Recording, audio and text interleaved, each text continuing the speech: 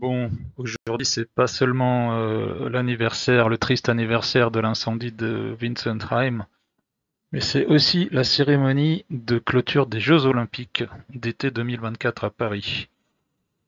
Alors, évidemment, il y a beaucoup de choses à dire là-dessus. Il y a beaucoup de choses qui ont déjà été dites, donc je vais pas les répéter, dites par d'autres. Hum, Comme d'habitude, les avis des personnes sont souvent assez arrêtés, soit complètement d'un côté, soit complètement à l'opposé. Je prétends pas être très pondéré, mais je vais quand même essayer de faire quelques petites nuances. Tout d'abord, euh, quand on parle des Jeux Olympiques 2024 en France à Paris, normalement il y a le côté sportif, évidemment, ça paraît logique, mais ça je vais en parler après. Mais surtout, malheureusement, il y a cette histoire de scandale, de parodie, de ridiculisation, de pas mal de choses en fait. C'est de la provocation. Alors, je vais essayer de dire des choses utiles, si possible. D'abord, euh, toutes les critiques que je fais généralement sur la France, sur ce que j'appelle la mentalité française, le système social français et notamment le système administratif, ce que j'appelle aussi l'aboministration française, qui est un concept facile à comprendre. C'est pas du French bashing, c'est-à-dire c'est pas simplement une sorte de plaisir, de défoulement sur la France. Bon, déjà je suis français, donc ça serait pas logique. Euh, le, le problème, les gens qui critiquent la France, et je suis pas le seul. D'ailleurs, j'ai vu il y a pas très longtemps, j'ai fait une recherche sur YouTube et j'ai vu au moins une cinquantaine de vidéos de personnes qui disent qu'il faut quitter la France, qu'il faut s'enfuir, etc. Alors pour diverses raisons, bon, je vais pas détailler, ce serait trop long. Mais souvent, en fait, les exilés, bon déjà, c'est rare ceux qui reviennent, c'est rare ceux qui regrettent d'être partis. Et aussi, ils expliquent que c'est pas qu'on n'aime pas la France. Le problème, c'est pas ça. Moi, j'adore la France. Bon, j'ai visité peut-être pas énormément de pays, peut-être une vingtaine, ce qui fait déjà un certain nombre pour comparer. Euh,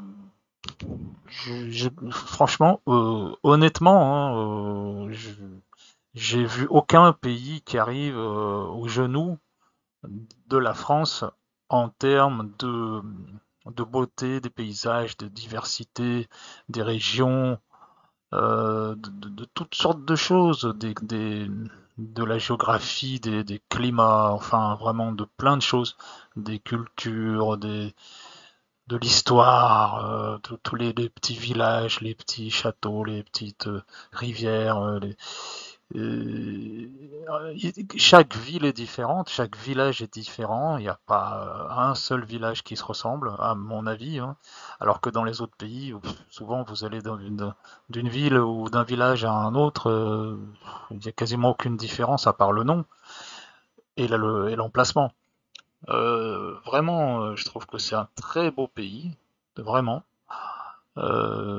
qui est en plus chargé donc de toute une culture. Les grands inventeurs, les grands auteurs, enfin bon, je vais pas faire une liste. Ça, c'est une chose. En revanche, les gens, bon, il y en a évidemment, comme dans tout, il y en a quelques-uns qui sont, je veux pas faire de jugement, mais qui, bon, il y a rien à dire, qui sont pas blâmables, mais d'une manière générale, il y a vraiment beaucoup de mauvaises habitudes. Je vais pas en faire la liste, là, c'est pas l'objet de la vidéo. Mais il y a vraiment, enfin la vidéo ou l'audio, c'est vraiment, vraiment, vraiment dramatique quand on commence à voyager un peu et qu'on voit qu'on peut comparer, même si bien sûr dans les autres pays, ils ont aussi leurs problèmes, mais je crois que les gens qui vivent en France se rendent vraiment pas compte d'un certain nombre de problèmes, de défauts, de vices sociaux, parce qu'ils baignent dedans et pour eux ils les voient pas en fait. Et enfin bref. Donc tout ça pour dire que c'est pas du tout, c'est pas que j'aime pas la France, c'est pas du tout ça. Bon, enfin de toute façon, ce que j'aime pas, c'est pas très important. Pour illustrer ce sujet, en fait, il y a une blague qui dit que Dieu a créé, comme tout le monde sait, théoriquement, hein, a créé le monde, enfin l'univers, les planètes, etc., la Terre, les continents, les océans, etc. Puis après, il a fait les pays. Et à la fin, pour parachever son œuvre, il a décidé de faire le plus beau pays du monde. Bon, évidemment, c'est une blague. Et qui, bien sûr, est la France.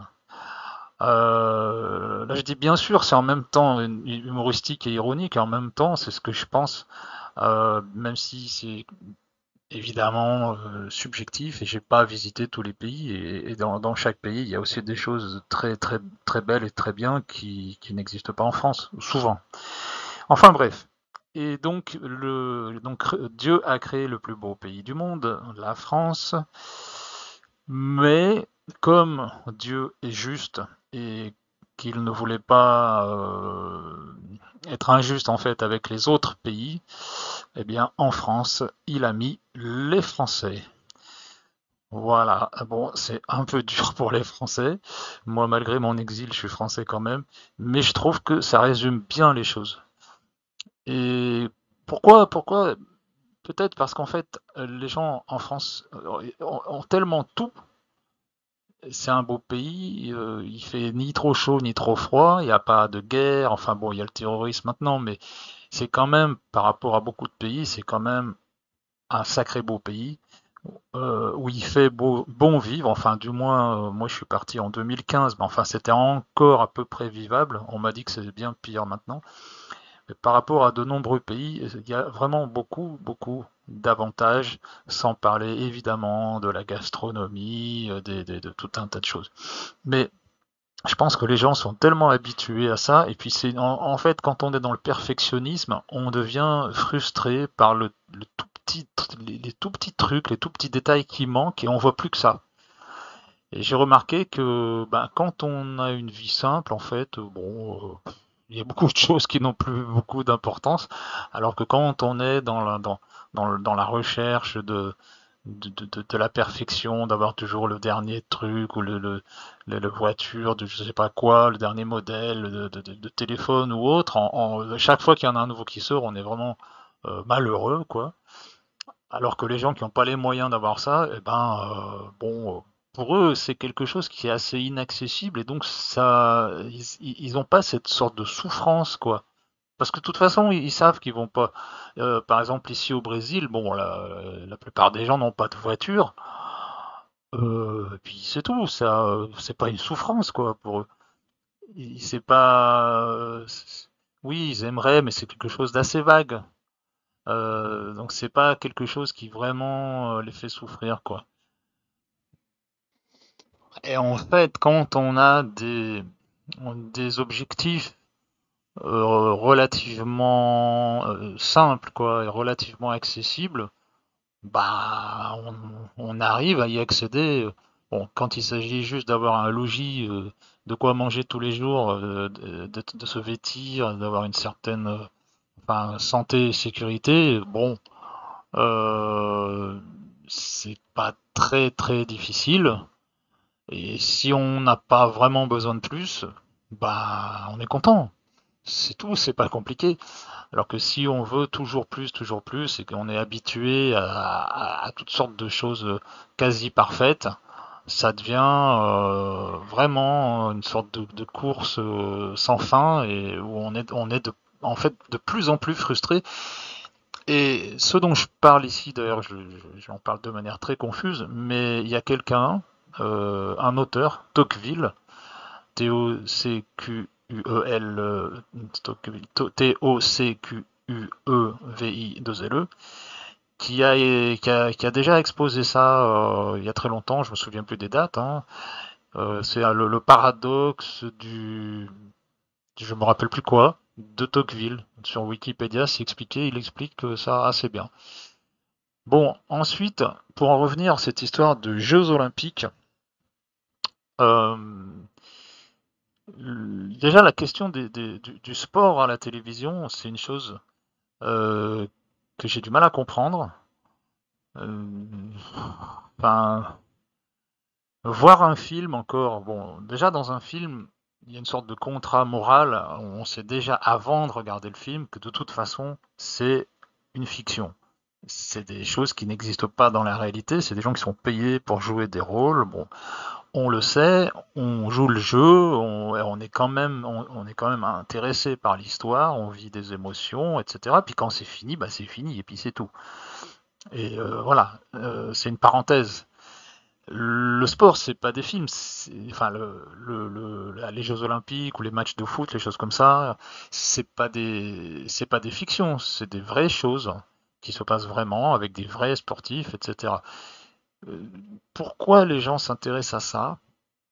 Alors là, c'est assez mystérieux. Bon, très probablement, il y a évidemment la question de la vie par procuration, comme on dit, comme ça a été chanté d'ailleurs, mais ça va quand même assez loin. Et dans les matchs de foot, c'est pareil. On voit que les gens, même si c'est pas à la télévision, d'ailleurs dans les stades, les gens vibrent, mais d'une manière absolument phénoménale, que j'ai jamais comprise. J'ai essayé. Je suis même allé voir un match de foot en vrai, dans un vrai stade à Lyon, et je me suis tellement ennuyé qu'au bout d'un quart d'heure, je suis parti. Je voyais vraiment pas du tout l'intérêt. En plus, dans les stades de loin, on comprend même pas ce qui se passe parce qu'il n'y a pas de commentateurs et on voit des petits bonhommes qui courent au loin avec un petit ballon. Je savais même pas qui était qui. Enfin bref. Donc le sport par procuration, franchement. Après, bon, chacun est libre de faire ce qu'il veut. C'est pas forcément, a priori, c'est pas quelque chose de nocif de se livrer à ce genre d'activité, si on peut dire, c'est-à-dire le visionnage de, de sport fait par les autres. Mais bon, je trouve ça tellement superficiel. Et puis, il y a le problème du coût aussi. C'est là que ça devient un peu plus embêtant, je trouve. Parce que j'ai entendu dire, enfin j'ai lu que rien que le nettoyage de la Seine, la rivière, parce que la Seine c'est avec un C, on va en parler, l'image là, mais la rivière, la Seine, le fleuve plus précisément, aurait coûté, alors je sais pas si c'est 300 millions d'euros, ce qui déjà fait beaucoup, c'est quasiment le budget de l'autisme en un an, enfin le budget des politiques, de l'autisme, je sais pas quoi, en France. Et il y en a qui parlent de 1 milliard ou 1 milliard 500 000. Alors bon, je ne sais pas, mais en tout cas, de toute façon, ça fait beaucoup d'argent, surtout pour en fait arriver à un résultat qui, paraît-il, n'était pas du tout à la hauteur de ce qui était espéré. Bon, quand on pense à tout ce qui pourrait être fait avec cet argent, déjà là, c'est rien que le nettoyage de la Seine, mais le total des Jeux Olympiques, je crois avoir vu que c'est 6 milliards ou je sais plus exactement, mais ça fait vraiment beaucoup d'argent. Avec tout ça, on peut faire énormément de choses. On pourrait déjà, puisqu'on parle de sport, on pourrait déjà commencer à construire des infrastructures pour le sport en France, et puis pas seulement, aussi faire en sorte que les jeunes et tous les âges soient davantage incités à faire du sport. Bon, moi j'ai jamais été sportif, je commence à l'être un peu bon sur le tard, mais je comprends, que c'est vraiment important quoi, pour plein de choses. Déjà rien que pour la santé physique, c'est évident, mais aussi pour la santé mentale.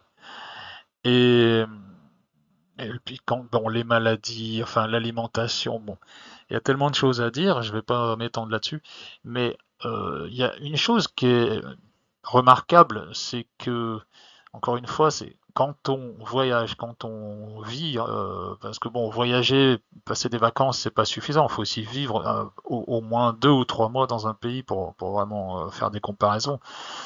Mais quand on voyage, et il n'y a même pas besoin de sortir très loin de la France, rien qu'en Espagne, et je vais en parler justement, ça n'a rien à voir au niveau du sport. En France, pour faire du sport, alors, je sais pas si j'ai pas eu de chance ou quoi, mais bon, déjà l'école, ça donne vraiment pas envie de faire du sport. Moi, je me souviens quand j'étais au CE2, d'un instituteur qui me donnait des coups de pied pour que j'aille jouer au foot. Parce que c'était un truc, je comprenais rien du tout. Et je comprends toujours, enfin, si, je connais à peu près le principe, mais je serais bien incapable de jouer au foot. Enfin, bon. C'est comme beaucoup de choses, les choses, enfin, en France, c'est mal fait, quoi. Quand on voit que dans des pays comme en Allemagne, tous les après-midi, ils vont à l'école jusqu'à 13 heures, si je me souviens bien, enfin à l'époque de mes années de lycée, et l'après-midi, ils font des activités en plein air et du sport. Et aux États-Unis aussi, tous les jours, ils font du sport, etc. En France, penses-tu? Alors bon, il y en a peut-être qui en font un peu, mais c'est pas vraiment dans les mœurs. Et quand j'avais essayé, j'y vais à Lyon dans le centre-ville, j'ai essayé plusieurs fois même de, je voulais faire du sport. Alors j'ai pris un vélo, mon vélo, bon, je me le suis vite fait voler. Bon, ça c'est encore un autre problème. Mais alors j'ai voulu essayer d'aller dans des clubs de sport, mais des genres de fitness, je sais plus quoi, gymnase club et compagnie. Et bon, déjà c'est hors de prix. Il y en a pas beaucoup, donc c'est pas motivant. Faut faire plusieurs kilomètres pour en trouver un, même en habitant dans le centre, hein. Et c'est quand on y va, bon, on est dévisagé si on n'est pas vraiment, si on n'a pas tout l'attirail, si on n'a pas l'habitude, etc. Bon, moi maintenant je m'en fous du regard des gens, mais ça peut être embêtant pour pas mal de monde. Et il faut vraiment, c'est élitiste, quoi. Moi, ce que j'en ai ressenti, quoi, c'est un truc qui est élitiste, qui est cher, qui est vraiment pour des gens qui sont vraiment là-dedans, quoi, qui sont vraiment passionnés. C'est pas du tout quelque chose qui est populaire et accessible, comme j'ai pu le voir dans de nombreux pays. Donc, j'avais même, bon, les trucs du genre fitness, club, je sais pas quoi, donc déjà ça coûte un bras. Donc c'est déjà rien que ça, c'est dissuasif. Et j'avais essayé aussi des choses alors moins chères. Alors il fallait prendre le bus, le métro pour aller se retrouver je sais pas où, faire au moins, enfin pas mal de kilomètres, tout en restant dans l'agglomération pour aller dans des clubs. Alors c'était vraiment des trucs sportifs, fallait faire partie d'une équipe de je sais pas quoi, enfin où les gens étaient beaucoup plus jeunes que moi. Enfin bon, il y a rien quoi. C'est pas, il y a des choses, mais c'est pas fait pour la plupart des gens. C'est fait vraiment pour les sportifs, c'est tout. Mais pour les gens, monsieur et madame tout le monde, qui sont pas spécialement sportifs, ben non. Euh, j'ai découvert ça en Espagne, j'ai remarqué qu'il y a vraiment beaucoup de clubs. C'est pas des clubs d'ailleurs, c'est des endroits où on va et on peut faire des activités avec des machines, quoi, de musculation et autres, ou même des trucs plus doux. Et c'est pas cher, on n'est pas obligé de payer à l'année ou je sais pas quoi. Ce que je veux dire, c'est que bon, en France, on n'est pas obligé non plus, mais la grille de tarifs est faite de telle sorte que c'est totalement prohibitif si on veut prendre seulement une journée. Alors que c'est pas le cas dans les autres pays où j'ai vu ça. Et euh, en plus, bon, par exemple, ici au Brésil, j'ai passé pas mal d'années dans un truc qui s'appelle SmartFit, c'est une chaîne qui a des établissements, donc avec les machines en question, on peut aussi courir, faire du vélo, enfin tout ça en salle. Il y en a, mais plein, plein, plein. Là, en fait, j'ai même l'embarras du choix ici à Rio de Janeiro. Si je peux même en fait varier si j'ai envie en allant dans un autre qui est un peu plus loin, c'est histoire de quelques centaines de mètres, 200 mètres quoi. Euh, Rien à voir du tout avec la France. Et les clubs de sport aussi, j'ai remarqué que en Espagne, c'est souvent, il y a des piscines aussi, il y a des piscines qui sont pas petites, hein, des vraies piscines. Alors qu'en France, les piscines, oh là là, s'il fallait parler des, eh ben je vais en parler justement des piscines en France. C'est bon, il y en a quand même un certain nombre, mais bon, c'est compliqué. Vraiment, j'ai eu beaucoup de problèmes dans les piscines en France. Alors là, ça touche à la question de l'accessibilité pour les gens qui sont sensibles ou les personnes autistes comme moi. Alors, c'est pas parce qu'on est autiste qu'on a tous les mêmes sensibilités, mais dans mon cas, j'ai des sensibilités à pas mal de choses, et surtout au niveau des pieds, ce qui fait que j'ai découvert un truc en Espagne justement, c'est qu'en Espagne, dans les piscines, toutes celles où je suis allé, on peut pas marcher pieds nus dans les piscines. On vous oblige à venir avec des sandales faites pour, enfin, pas forcément faites pour la piscine, mais qu'on utilise uniquement pour la piscine. Et donc, quand on arrive, on montre qu'on a dans son sac, qu'on a des sandales, et on voit bien que bon, qu'on arrive à la piscine avec des chaussures différentes et qu'on montre on a apporté ces sandales pour marcher enfin, sur le carrelage de la piscine. Et non seulement ça, mais en plus, il existe en Espagne, et dans d'autres pays certainement, et même en France, je suppose, des chaussettes pour piscine. Alors soit c'est des chaussettes qui sont souples, quoi, qui sont fines, qui sont faites ça ressemble un peu à des gants pour faire la vaisselle, assez épais, mais ça a la forme d'un pied. Soit c'est plutôt des sortes de chaussons avec des petits trucs pour que ça s'agrippe bien, pour pas déraper, quoi, mais qui sont très fins, c'est assez fin, quoi. Et c'est super pour moi. Euh, je sais pas pourquoi, mais je peux pas marcher vraiment sur un sol mouillé de piscine. Mes pieds glissent. Alors si je vais lentement, ça va. Mais si je marche à une vitesse à peu près normale, il va vite arriver un moment où je vais avoir mon pied qui va glisser. J'ai la peau qui est super fine, quoi. J'ai même je vais pas trop parler de moi, mais bon, un jour j'avais un docteur, enfin une docteure qui m'avait regardé pour je sais plus quel truc, qui avait été surprise en me disant qu'elle avait jamais vu ça, que j'avais des pieds avec une peau de bébé, m'avait-elle dit. Enfin bref. Mais en France, en Espagne, avec ces chaussons, il n'y a aucun problème. Bon, d'abord, c'est pas fait pour ça, c'est fait pour une question d'hygiène, bien sûr. Mais pour moi, ça m'aide aussi à pas me casser la gueule, ce qui est quand même important.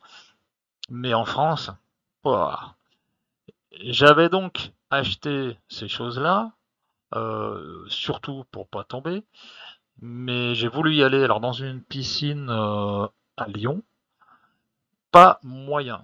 Pas moyen. Alors j'ai discuté, bon, avec les agents de sécurité, c'est même pas la peine, bon, c'est pas tellement la peine de discuter, mais même le directeur, ça a pris du temps, il m'a expliqué que non, que c'était pas possible, très gentiment, hein, toujours avec les mêmes excuses empoulées du style si c'était que moi, il n'y aurait pas de problème. Mais le règlement, bla bla bla, pas moyen. Il m'a remboursé même.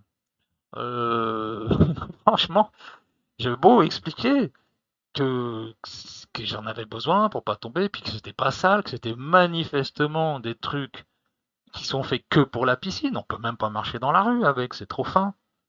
Et non. Parce que bon, ils interdisent de marcher avec des sandales dans la piscine, c'est logique, parce que les gens ramèneraient toute la terre et toutes les saloperies avec leurs sandales, et ils garderaient les mêmes, évidemment, que celles qu'ils utilisent dehors. Mais là, on voyait bien que c'était des jeux spéciales piscine, ça se voit, quoi. Et non. Euh, c'est marrant, quoi. Et il y a pas mal de choses comme ça.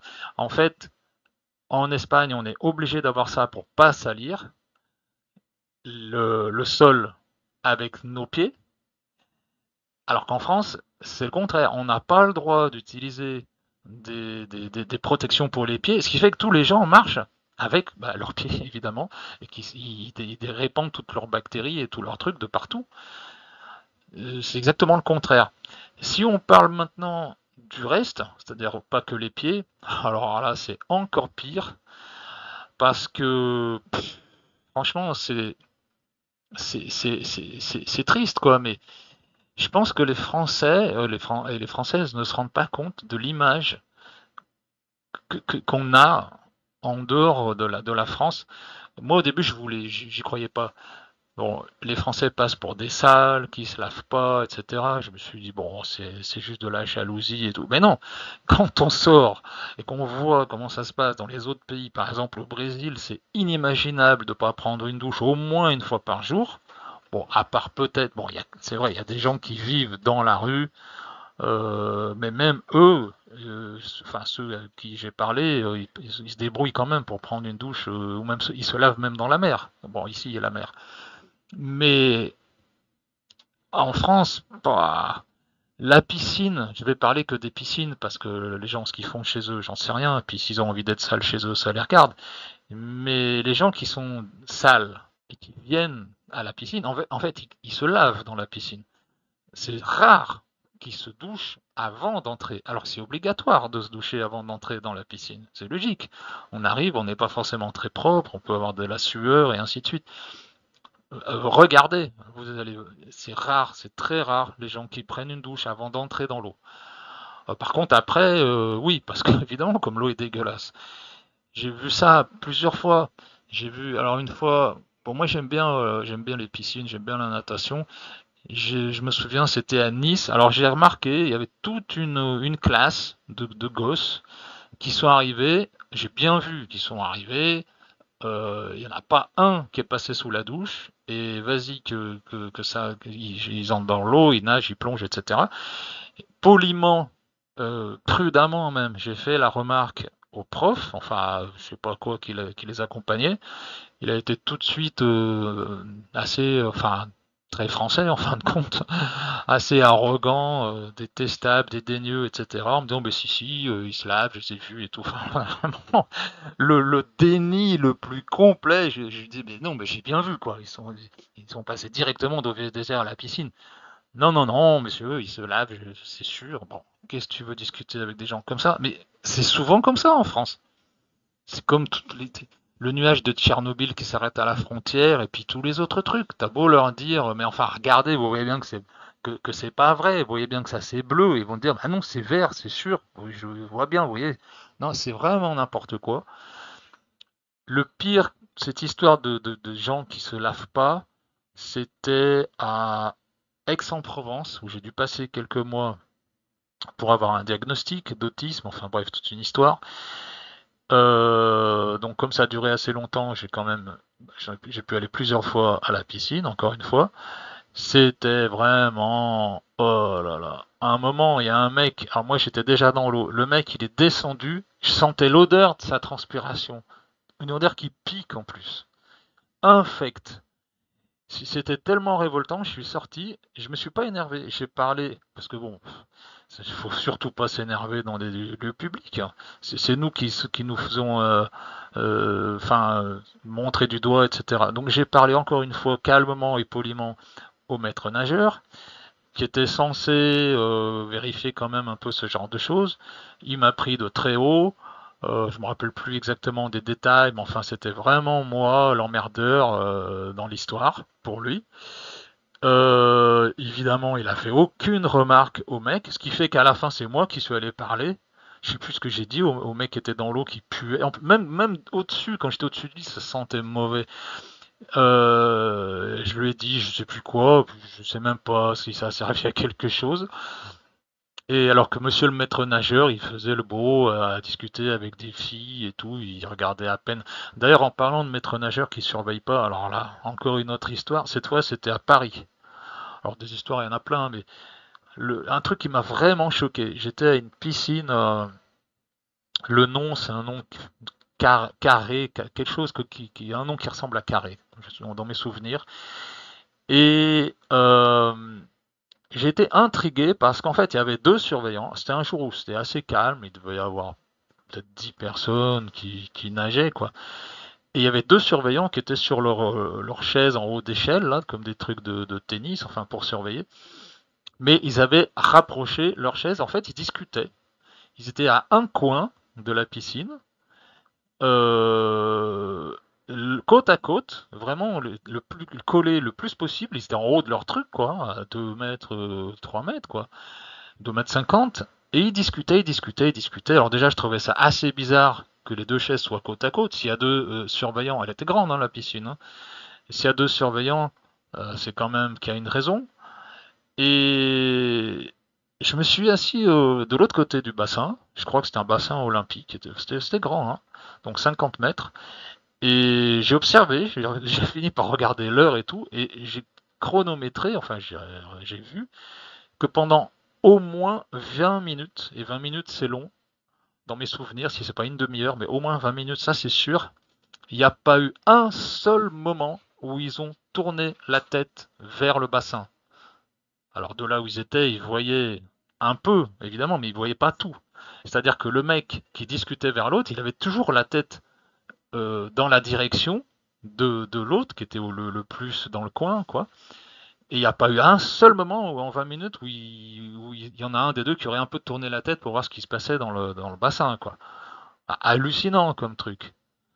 Alors, bon, encore une fois, je suis allé leur parler, toujours gentiment, toujours poliment, j'étais même très diplomatique, et ils ont eu l'air très surpris. Ils m'ont dit que bon, qu'il n'y avait pas de problème, que c'était un jour calme. Oui, mais enfin bon, il suffit qu'il y ait une personne qui soit un peu, qui ait des difficultés, calme ou pas calme, de toute façon. Voilà, faut surveiller un peu quand même s'il y a quelqu'un qui est en difficulté, ou même qui commence à se noyer, qui fait un malaise, tout ça. Mais bon, ça a pas tellement eu l'air de les intéresser. Et puis ils m'ont dit qu'il y avait un système automatique. S'il y a quelqu'un qui se noie, soi-disant, il y a un truc pour détecter. Alors, je suis pas sûr que ça marche vraiment bien. Et à la fin, j'aurais quand même parlé de lettres recommandées. Alors, très calmement, très diplomatiquement. Mais je crois que ça a eu un petit effet. Ça les a un petit peu réveillés, quoi. Et il me semble bien qu'après, ils regardaient un peu de temps en temps vers l'eau, quoi. Parce qu'ils voyaient que je les observais de loin. Mais c'est tout, mais c'est tout comme ça en France, presque tous. Le je m'en foutisme, la paresse, oh là là là là. Qu'est-ce qu'il y aurait d'autre encore à dire sur des piscines? J'ai encore s'il fallait que je parle de tous les problèmes, une fois aussi dans une autre encore, parce que moi j'ai besoin, j'ai des problèmes donc j'ai besoin d'un masque et d'un tuba. Et bah, évidemment, c'était interdit. Donc il fallait que j'ai un certificat médical. Alors bon, alors j'ai trouvé un docteur. Bon, j'ai pris le premier que j'ai trouvé dans la rue. En plus, j'ai trouvé qu'il avait un nom marrant, le docteur Bismuth. Alors, ça s'invente pas, hein, comme le truc médical, quoi. Mais alors là, si on entre dans le monde des docteurs, alors évidemment, ça se corse. Déjà, j'entre. Bon, il y avait un petit piano, tout petit, qui trônait dans l'entrée. On se demande à quoi ça sert. Peut-être pour impressionner les gens. Le mec, très très détestable. Il m'a demandé par qui j'étais envoyé. Je lui ai dit bah personne. J'ai vu la plaque dans la rue, quoi. Déjà rien que ça, déjà ça a pas l'air de beaucoup lui plaire. Et puis je lui ai expliqué mon problème. Enfin mon problème, que j'avais besoin d'un certificat médical, etc. Et il m'a parlé de carte vitale. Moi, je suis contre ce qu'ils appellent la carte vitale. Donc, je lui ai dit que j'avais pas de carte vitale, mais que c'était pas un problème, parce qu'on peut faire les choses aussi par courrier, quoi. Là, il a commencé par refuser, dire ah non, non, moi je fais pas, nanana. Bon, alors j'ai insisté un peu, très poliment. Il m'a engueulé en me disant que si mon domicile c'était à Valence, il m'a dit mais il faut aller vous faire soigner à Valence, monsieur, des choses comme ça. Et bon, il a fini par accepter en prononçant le moins de mots possible, hein, parce que bon, il m'a bien fait comprendre qu'on n'était pas du même monde. Il a accepté de me faire un certificat en me demandant le nom du truc. Il savait même pas, il avait jamais vu de tuba de sa vie, je lui ai montré. Enfin bref, c'est pathétique. Enfin bref, toujours pour en revenir au sport accessible de manière populaire, ici au Brésil et puis ce que j'avais vu en Espagne aussi, c'est très accessible. Ça devait être, c'est à peu près aller dans les 30 euros, entre 20 et 30 euros par mois, ce qui est quand même pas beaucoup. Euh, les gens qui viennent, ils viennent pas pour se montrer. Bon, il y a toujours évidemment les gens qui font du bodybuilding. Enfin bon, ça, c'est un peu, je trouve ça assez pathétique. Mais enfin, ça dérange personne. Mais il y a toutes sortes de gens. Il y a des personnes âgées qui sont pas, qui ont rien de particulier, quoi, hein, qu'on pourrait croiser n'importe où dans la rue. D'ailleurs, je les croise de temps en temps dans la rue aussi. Bon, bah, les gens font des efforts et puis voilà, ils veulent rester en forme, ils veulent être en bonne santé et tout, quoi. Et c'est pas cher, c'est accessible. C'est accessible en termes de prix, et en termes de distance aussi. Encore là, les prix que je viens de dire, c'est parce que je suis dans un endroit qui est relativement cher, mais si on va dans des quartiers dits populaires, c'est 2 ou 3 fois moins cher. C'est vraiment, ouais, c'est dans les 10 euros, quoi, entre 10 et 15 euros. Donc, voilà. Euh, disons, voilà, pour la France et le sport, je trouve qu'il y aurait vraiment des choses à faire. En plus, pour la santé, quoi, ça serait beaucoup mieux. Mais je pense que les gens préfèrent manger, parler de ce qu'ils ont mangé, parler de ce qu'ils vont manger. En plus, il faut que ce soit bon, il faut que ce soit savoureux, il faut que ce soit différent, il faut je sais pas quoi. C'est La santé là-dedans, c'est pas tellement l'objectif premier, quoi. Et on parle même pas des fumeurs. Par contre, il y a une chose qui est bien en France, c'est que quand même, il y a une interdiction pour les fumeurs. Mais en même temps, la France est un pays où il y a vraiment beaucoup de fumeurs. Alors on s'en rend pas compte quand on y vit, hein. Mais quand on sort, bah, par exemple, encore une fois ici au Brésil, bon, des fumeurs. Et oui, il y a des gens qui fument, mais en fait, on peut les remarquer. Quand il y a des gens qui fument, on les remarque. Parce qu'il n'y en a pas beaucoup, vraiment pas beaucoup. Alors qu'en France, c'est. Enfin voilà, c'est pas pour faire du French bashing, c'est tout simplement des, des constats que j'ai faits. Bon voilà, ça c'était pour le sport en général. Ensuite, sur la question de la cérémonie des Jeux Olympiques et de la scène, bah, je vais faire un autre enregistrement pour ça. Pourquoi? Bah parce qu'il est l'heure d'aller à mon entraînement de Jiu-Jitsu et je suis carrément en retard. Voilà, encore une preuve qu'ici c'est facile de faire du sport, même quand c'est des choses qui sont quand même pas si simples quand on est plus si jeune et qu'on n'a jamais été sportif.